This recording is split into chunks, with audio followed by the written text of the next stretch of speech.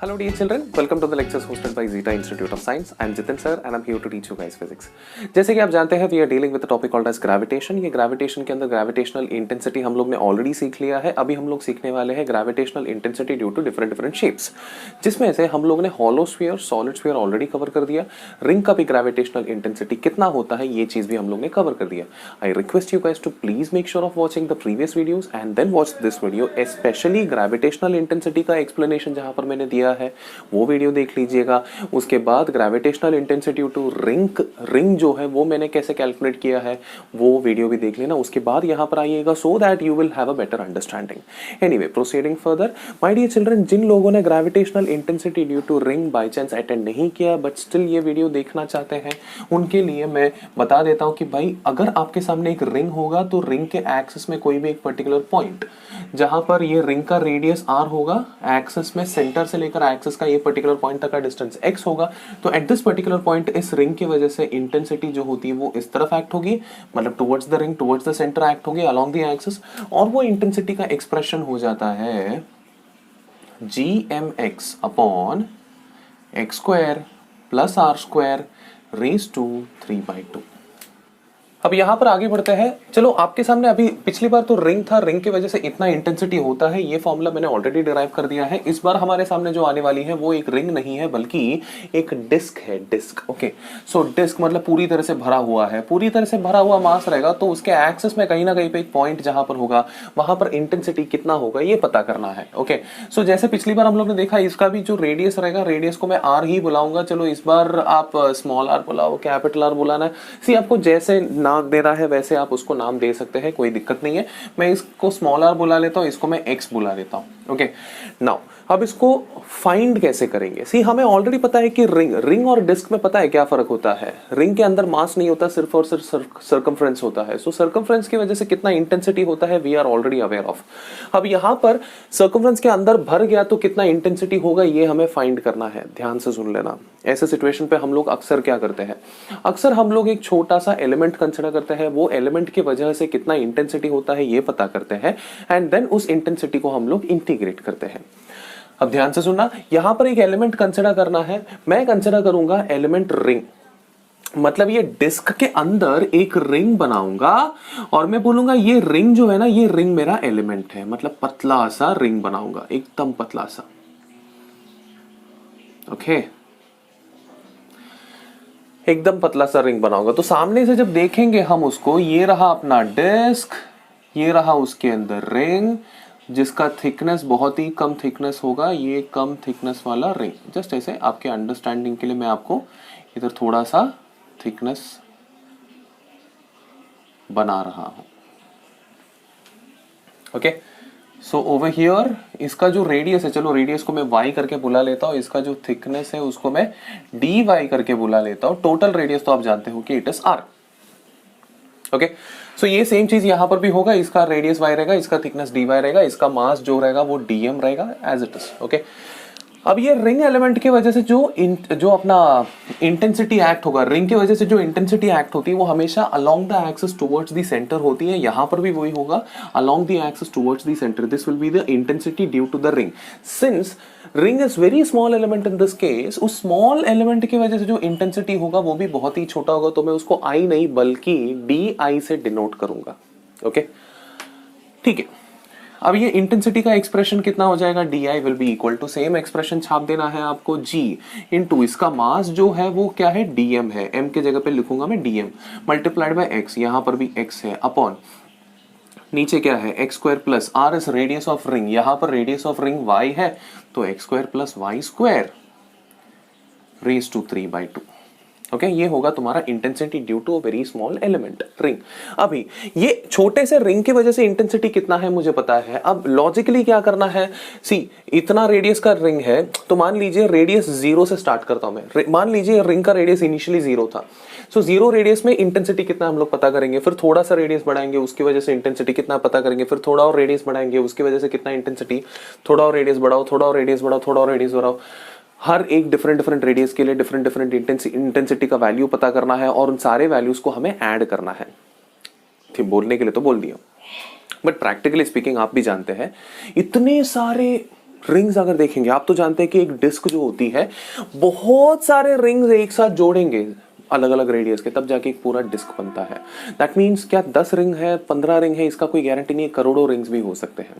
सो यहाँ पर प्रैक्टिकली हर एक का इंटेंसिटी निकाल के ऐड करना डिफिकल्ट होने की वजह से what we do, we are going to integrate them. हम उनको क्या करेंगे, इंटीग्रेट करेंगे। सो इंटीग्रेशन में रिंग का रेडियस जो है ना 0 से लेकर r तक पूरा बढ़ा देंगे तो पूरा डिस्क जो है कवर हो जाएगा। सो मैं क्या करने वाला हूं, इस छोटे से एलिमेंट di जो इस रिंग की वजह से हुआ है उसको मैं इंटीग्रेट करूंगा फ्रॉम 0 टू r, ताकि रिंग का रेडियस जो है ना 0 से लेकर r तक बढ़े। सो तब जाके मुझे टोटल इंटेंसिटी मिलेगा। टोटल इंटेंसिटी पता करना है तो छोटे इंटेंसिटी को इंटीग्रेट करना है। इसकी जगह पे मैं डाल देता हूं g x upon x square plus Y square raise to 3/2 multiplied by d m, इसका इंटीग्रेशन। ओके अब आप तो जानते हैं कि भाई यहाँ पर वेरिएबल कौन है, इसका रिंग का रेडियस y वेरिएबल है जो 0 से लेकर r तक जा रही है। सो वेरिएबल कौन है भाई, y है। सो वेरिएबल y है तो इंटीग्रेशन अगर y का करना है, ऑब्वियसली वेरिएबल का इंटीग्रेशन करना होता है, तो हमें dy चाहिए होता है, बट अनफॉर्चुनेटली यहाँ पर dm है। तो पहले आप प्लान बनाओ कि भाई dm को कैसे एलिमिनेट करेंगे, उसके बाद हम लोग इजीली आगे बढ़ सकते हैं। सो हर बार, इसके पहले भी जब डेरिवेशंस के सिनारियोज आते थे, मैंने हमेशा आपको एक चीज बोला है कि जब भी ऐसे कुछ सब्स्टिट्यूशन करने की जरूरत पड़ती है उस टाइम में ना डेंसिटी कंसिडर कर लीजिए, डेंसिटी के हिसाब से आगे बढ़ जाइए। सो यहाँ पर भी आपको क्या करना है, डेंसिटी कंसिडर करना है। डेंसिटी से आप लोग को सब्स्टिट्यूशन का मौका मिल जाता है। अब यहाँ पर डिस्क है, डेंसिटी पे कौन सा कंसिडर करना है। बेसिकली हमारे पास होते हैं 3 टाइप के डेंसिटी। एक होता है linear density, linear density string, wire, rod, इन सारी चीजों के लिए यूज करते हैं। दूसरा होता है एरियल डेंसिटी जो डिस्क जैसे ऑब्जेक्ट्स के लिए यूज करते हैं, जिसमें एरिया ज्यादा इंपॉर्टेंट होता है as compare to volume. And तीसरा होता है वॉल्यूम डेंसिटी, जहां पर हम लोग स्फीयर्स के लिए इस्तेमाल करते हैं, सॉलिड स्फीयर्स स्पेशली। एनीवे, सो यहां पर हम लोग कंसिडर करेंगे एरियल डेंसिटी, बिकॉज डिस्क में जो है ना वो डिस्प्ले जो हो रही है वो एरिया ज्यादा डिस्प्ले होती है। सो एरियल डेंसिटी का एक्सप्रेशन होता है मास अपॉन एरिया। या तो मैं total mass upon total area बोल सकता हूं, नहीं तो एलिमेंट का मास, एलिमेंट मतलब कौन, रिंग, रिंग का मास अपॉन रिंग का एरिया करके बोल सकता हूं। This is very much clear. DA को मैं इस तरफ लेके आता हूं, DA will be equal to M upon A multiplied by, actually या dm will be equal to m upon a multiplied by da. So dm will be equal to m upon a multiplied by dm. अब यहां पर substitute करते हैं मास का value. ठीक है, मास को मास ही रखता हूं। एरिया ऑफ डिस्क को मैं, डिस्क का एरिया है तो मैं उसको पाई आर स्क्वायर बोलूंगा मल्टीप्लाइड बाय रिंग का जो एलिमेंट है, रिंग एलिमेंट का एरिया जो होती है, रिंग मतलब क्या होता है। सी भाई ऐसे मत बोलना सर पाई वाई स्क्वायर हुआ, नहीं। आप जब पाई वाई स्क्वायर बोलते हो आप अंदर का भी एरिया कंसिडर कर रहे हो। मुझे अंदर का एरिया नहीं चाहिए, सिर्फ और सिर्फ बाहर के बॉर्डर का एरिया चाहिए। ओके तो मैं ना अप्रोक्सीमेशन कर लेता हूँ। सी जनरली एरिया मतलब क्या होता है, इस मार्कर का आपके सामने जो सरफेस दिखाई दे रहा है इसका एरिया क्या होगा, इसका लेंथ मल्टीप्लाइड बाय इसका thickness, that will be the area. यहां पर भी मैं अप्रोक्सीमेशन करके वही आंसर निकाल लेता हूं। इस पूरे का लेंथ मल्टीप्लाइड बाय इस पूरे का थिकनेस, पूरे का लेंथ कितना होता है, सर्कमफ्रेंस मतलब 2 पाई वाई मल्टीप्लाइड बाय उसका थिकनेस क्या होता है, टी वाई। ओके, पाई और पाई कैंसिल हो जाएगा, तो फाइनली मुझे डीएम का एक्सप्रेशन मिल जाएगा 2m upon R square y d y. एक काम करता हूं, ये यहां पर इस इक्वेशन में सब्स्टिट्यूट कर देता हूं। Therefore intensity will be equal to integration of, ठीक है, जो भी कांस्टेंट्स है उनको मैं बाहर निकाल लेता हूं।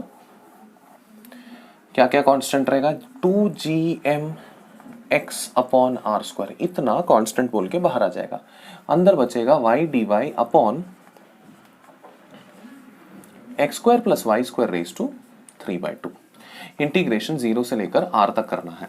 ओके अभी प्रॉब्लम ये है कि भाई ये इंटीग्रेशन हम डायरेक्टली करना थोड़ा मुश्किल हो जाता है, बट आप लोगों ने इंटीग्रेशन चैप्टर में सीखा ही होगा कि इसको कैसे इंटीग्रेट करना है। इंटीग्रेशन चैप्टर में नहीं सीखा है तो भी टेंशन मतलब, मैं यहाँ पर बताता हूँ कि कैसे इंटीग्रेट किया जाएगा। अब ध्यान से सुनना, हमें क्या करना है, यहाँ पर एक मेथड यूज करना है जिसका नाम है substitution method. So we are going to substitute something. क्या सब्स्टिट्यूट करेंगे, मैं बोलूंगा let's x square plus Y square जो होती है उसको मैं बोल देता हूँ टी स्क्वायर करके बोल देता हूँ। ओके, टी स्क्वायर करके बोल देते, चलो बोल दिया। अब एक काम करते हैं, दोनों तरफ डिफरेंशिएट करते हैं। वेरिएबल कौन है, वाई वेरिएबल है, तो वाई के हिसाब से डिफरेंशिएट करते हैं। सो यहां पर भी डिफरेंशिएट करेंगे तो एक्स स्क्वायर का डिफरेंस, एक्स तो कांस्टेंट है तो एक्स का डिफरेंशिएशन हो जाएगा 0 प्लस वाई वेरिएबल है तो 2y, लाइक डिफरेंशिएशन क्या है, इधर डी अपॉन dy डाल दिया तो डिफरेंशिएशन हो गया, 2y मिल गया हमें। तो उस तरफ भी डी अपॉन डी वाई डालना पड़ेगा हमें, d upon d y t square. बात सही है, टी अगर वाई पे डिपेंड करती है तो वाई वेरिएबल अगर है तो टी भी वेरिएबल है। बात सही है, this is variable, this is not constant, तो इसको कांस्टेंट बोल के बाहर नहीं भेजूंगा, कांस्टेंट नहीं है, वेरिएबल है। बट अनफॉर्चुनेटली टी वेरिएबल है तो भी टी को डिफरेंशिएट करने के लिए हमें dt की जरूरत पड़ती है, बट यहां पर कौन है, dy है, तो हमें क्या करना पड़ेगा, dt क्रिएट करना पड़ेगा। कैसे क्रिएट करेंगे हम लोग, ऊपर नीचे dt मल्टीप्लाई करके, और फिर बाद में इसको एक्सचेंज कर देते, या फिर इसको इधर भेज देते और इसको इधर भेज देते हैं। तो फिर क्या हो जाएगा यहां पर 2y dy is equal to dy dt of t square multiplied by एक एक्स्ट्रा dt रहेगा अपने पास। अब डिफरेंशिएशन ऑफ टी स्क्वायर क्या हो जाएगा, यहां पर तो 2y dy तो फिक्स है, यहां पर हो जाएगा 2t, इसका आंसर 2t आएगा, फिर उसके अलावा dt रहेगा।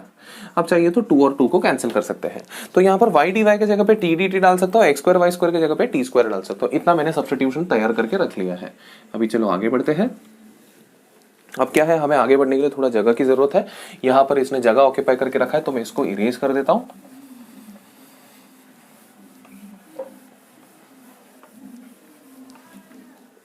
ध्यान से सुनना। अब सब्स्टिट्यूशन करते हैं, इन सारी चीजों को यहां पर डाल देते हैं। सो इंटेंसिटी का एक्सप्रेशन क्या हो जाएगा, it will be 2gmx upon R square, okay. Integration y dy की जगह पे डालूंगा मैं t dt, okay, and x square plus y square की जगह पे डालूंगा t square raise to 3/2। So ये अपॉन 2 मतलब स्क्वायर रूट होता है, स्क्वायर रूट और स्क्वायर आपस में कैंसिल हो जाएगा, बचेगा t cube. T upon t cube आप तो जानते हैं, उसका इंटीग्रेशन होगा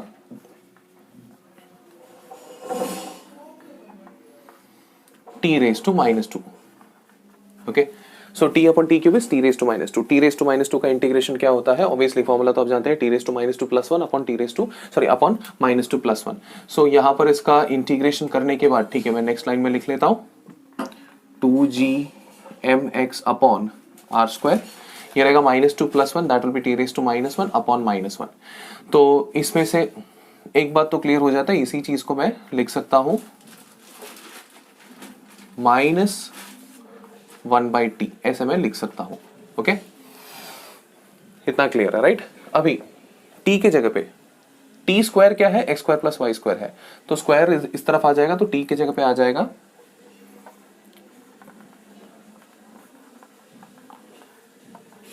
माइनस स्क्वायर रूट ऑफ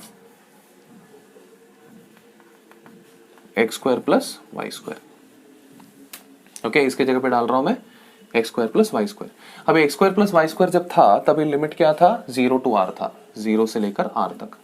अब अंदर नेगेटिव साइन है, नेगेटिव साइन को उड़ाना है, तो आप लिमिट्स को क्या कर सकते हैं, उल्टा कर सकते हैं। चलो उल्टा करके देखते हैं, 2gmx upon R square 1/x square plus Y square का स्क्वायर रूट r से लेकर 0 तक। ये नेगेटिव साइन को उड़ाने के लिए मैंने लिमिट्स को उल्टा कर दिया। अब सिंपली आपको क्या करना है, पहले 0 अपर लिमिट डाल देना y के जगह पे, तो 1/gmx upon R square in the bracket 0 डाल दीजिए यहां पर, तो 1/√x स्क्वायर हो जाएगा 1/x, माइनस लोअर लिमिट डाल दीजिए, तो 1/√x square plus R square, ये होगा तुम्हारा answer. So 2gmx upon R square in the bracket 1/x minus 1/√x square plus R square, ये तुम्हारा फाइनल आंसर होगा। This will be the expression for intensity along the axis of any disc. इसी फॉर्मूले को दूसरे format में भी लिखा जा सकता है, चाहिए तो आप x को अंदर ले लीजिए, तो यहां पर अंदर आएगा तो x और x कैंसिल होकर 1 हो जाएगा, यहां पर अंदर आ जाएगा तो ये x को इसके डिनोमिनेटर के अंदर भी घुसा सकते हैं। तो x को अंदर लेने के बाद the expression can also be rewritten as 2gm upon R square in the bracket 1 minus 1 upon square root of 1 plus r upon x the whole square, ऐसे भी लिखा जा सकता है। दोनों एक्सप्रेशंस करेक्ट है। अब दोनों में से कोई एक एक्सप्रेशन आप आपके दिमाग में रख सकते हैं, दोनों एक्सप्रेशन दिमाग में रखने की जरूरत नहीं है। My dear children, I request you guys to please make a note of it. I believe सभी लोगों ने लिख लिया है। सो डियर चिल्ड्रन, इस पर्टिकुलर वीडियो में मैंने आप लोगों को क्लियरली एक्सप्लेन किया कि डिस्क के एक्सेस में कितना इंटेंसिटी होता है। सो ये वीडियो काफी फ्रूटफुल रहा होगा, मैं बिलीव करता हूँ। मिलते हैं नेक्स्ट वीडियो में। Till then take care, bye bye.